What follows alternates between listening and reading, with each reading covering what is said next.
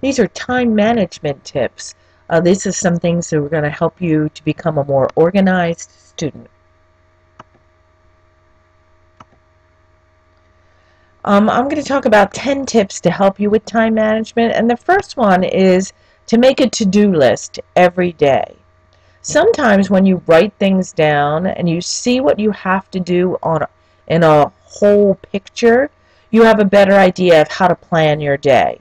So what they suggest is that you put things that are important at the top of your list, and as you get things done, check them off and reward yourself for the things that you do get finished. If you don't finish your list, at least you've gotten the important things done. Remember, we've been talking in school about the 7 habits of highly effective people. Well, one of those things is putting first things first. And this really comes into play here.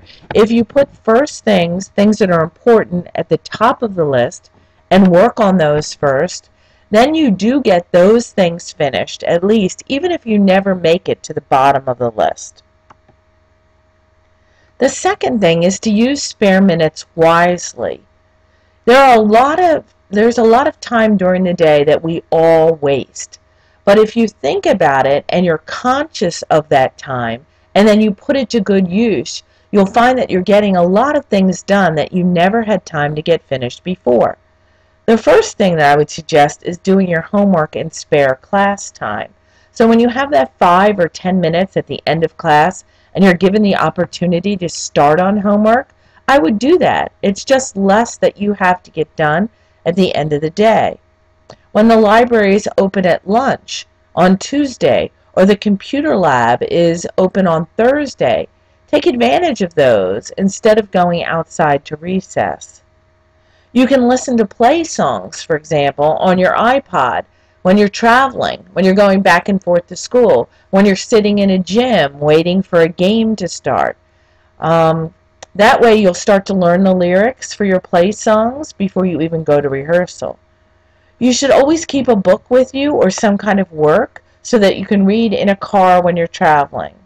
I find that it's really useful too when you're waiting either in a doctor's office, a dentist office, an orthodontist office, when you're waiting for a brother or sister to finish practice. Instead of just waiting and staring out the window or picking up an old magazine that you don't care about, why don't you read something that you're required to read, that you have to read, or do some work that you have to do so that you won't be rushed when you get home. You should know that it's okay to say no to things when you don't have time to do them. If you have too much work to do, then it's okay to turn down a babysitting job, a lawn cutting job, spending time with your friends, going to the mall, going to that movie. Because you have to prioritize and decide what's important to you, and you have to have that list in your head of what you have to get done. So you have to make decisions about how you're going to use your time. Maybe some of that extra activity is not something that's necessary to you. So don't be afraid to say no. I always told my sons that so they aren't embarrassed in front of their friends or they don't feel bad about turning somebody down, just say, oh, I can't tonight. My mom says I can't do it. I mean, blame your mom if you have to. I'm sure she'd be glad to have you doing the things you have to have done. Think about, do you have time to watch that extra football game? Do you have time to watch those 10 more videos on YouTube? Maybe you don't, okay? You have to decide whether you have the time or not. Find the right time to work. You need to know yourself. You know yourself better than anyone else does, certainly, so figure out when you work most efficiently. You might want to work right after school. Maybe you need to come home from school and take a break and have a snack, and then work before dinner. Maybe you need to rest all the way through dinner and work after dinner. Or maybe you're a later night person and you work right before bed. I happen to work best in the morning, so I like to get up early and get things done that I need to get done, especially in that time before school. But figure out if you're a morning or an evening work person and plan your work on the weekends accordingly. Maybe you should be getting up on Saturday morning and getting your work finished. Or maybe you're going to work on Saturday night or Friday night so that you have Sunday free. When you do this work on the weekend, you should always do the hardest things first and the most important things first. Again, we're going back to putting first things first. Review your notes every day. Reviewing reinforces what you have already learned. Okay, rather than wait till the night or two before a test, if you review at night what you jotted down during the day, you will tend to remember those things when test time comes around.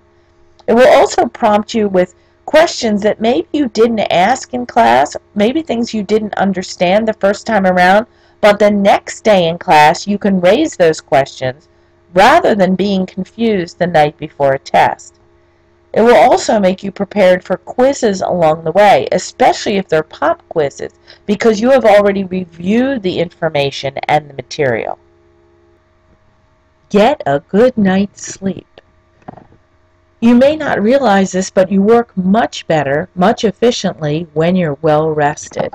And studies show that you can actually bank sleep, so that if you know you have a really busy week coming up, it would be a good thing to have a night or two with lots and lots of sleep in your bank. Whether that happens on a weekend or a Monday or Tuesday night, knowing that Wednesday and Thursday you might be up late with practices or lots of homework or studying for tests.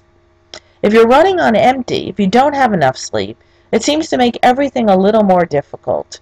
It's difficult to concentrate. It's difficult to remember things. And usually you're not in such a good mood. You might want to ask your friends. They might notice a difference in your demeanor, that is, the way you act and feel, when you're a little tired. So it can give you a little more insight about how important your sleep is to you. You might want to communicate your schedule to other people. If you let them know what your schedule is, you won't be distracted when you're working by phone calls, texts, staying online, watching the blogs, watching message boards, things like that. Where are you when? When are you online? Maybe you want to allocate times for doing that kind of thing rather than multitasking. You know, multitasking is really a misnomer. That means most people really can't multitask. I know you think you can, but there have been lots of studies that people cannot do more than one thing at one time. At least you can do it well. And that's the goal here, to do things the best you possibly can. So plan your evening and think about what you're going to do when, and allow yourself some relaxation, some fun time, to be able to communicate with other people. But there should be some time, too, when you would rather not be disturbed, when you're concentrating just on your work. Become a taskmaster. That means a planner. All right? Get a schedule out and figure out how much free time you're going to have in the upcoming week and what you're going to do with that time. Give yourself a time budget, all right? And stick to that budget. Allow yourself a couple hours to watch movies or play video games or things like that. But then also plan in the time where you have to study and try not to deviate. That means change from that plan, right? Don't waste time worrying, okay? It doesn't do any good to worry about things that have already happened. So you may not have done so well on a quiz, or maybe your notebook wasn't what it was supposed to be. But that's finished now. So rather than dwelling on the bad things that have happened in the past, think forward and be hopeful about what's going to happen. If you start planning about what you're doing and your goal is to do better, you will do better. Try to keep things in perspective, all right? You need to set goals that are attainable, all right? Let's be realistic about our goals. Can everyone have straight A's on their report card? No, probably not.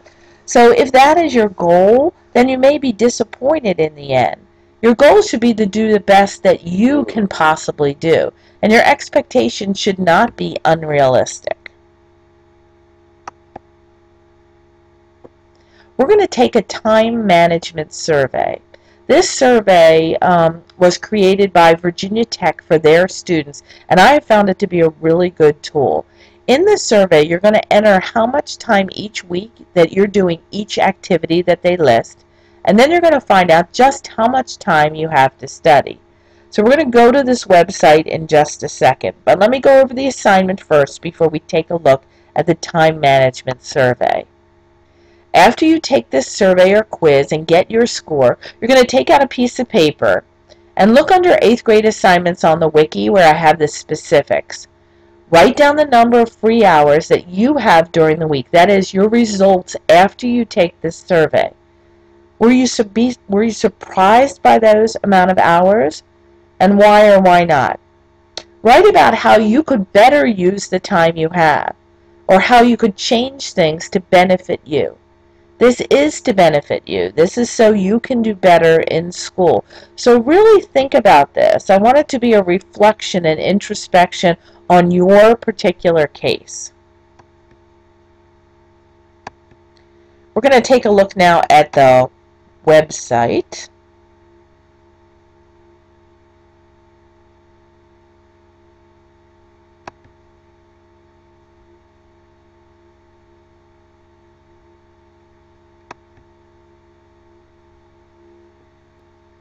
This is the website, Where Does Time Go? So you can see in the survey portion of this where it asks you, on average, how many hours do you sleep in each 24-hour period, including naps? So you fill in the hours per day, and it's actually going to multiply it by 7 for you. You just click on multiply here, and you'll get the number of hours per week. As you go down, most of the things are multiplying by 7 because I want to know how many hours per day are you doing each thing. But when you come down to this one, how much time do you spend commuting to and from campus, and how many times do you do this? Of course, it says include the amount of time it takes to park. Well, you're not going to park, right? So you're just going to take how long it takes to drive to school, and they're going to multiply that by 5 for you. Errands, they're going to multiply by 7. But then the questions at the end are how many hours during the week do you spend doing extracurricular activities, working out, church, student organizations. How many hours a week do you work at a job? Okay, so we're talking about, babysitting, raking leaves, those kinds of things. How many hours do you spend in class? When you think about how many hours you spend in class, could you leave your lunch times out of that, please? So you're going to take the school day from 8 to 2:45 and subtract 45 minutes for lunch. So I would say, just do the subtraction and figure that out. That's going to be pretty simple. How many hours per week do you spend with friends, going out, watching TV? So that encompasses a lot of things. And then when you click add, you're going to get a total for everything you have filled in. And then click subtract, and they're going to take it out of 168. Now, if at this point you get a negative number, then you've filled in things that are way too high. So try to bring them back a little bit to more realistic numbers. I would say that in the past, the average number of hours that I've gotten from students is between 20 and 30. And those are hours to be used for studying homework. That's what the result is going to be. If you get a really low number, I would say between 0 and 10, or a really high number, between 30 and 50 or 30 and 60, then I would think you need to rethink what you're doing during the week, or if that actually was an honest assessment of what you're doing. The paper should be turned in at the end of the period. So why don't you go log on and start to work on your quiz.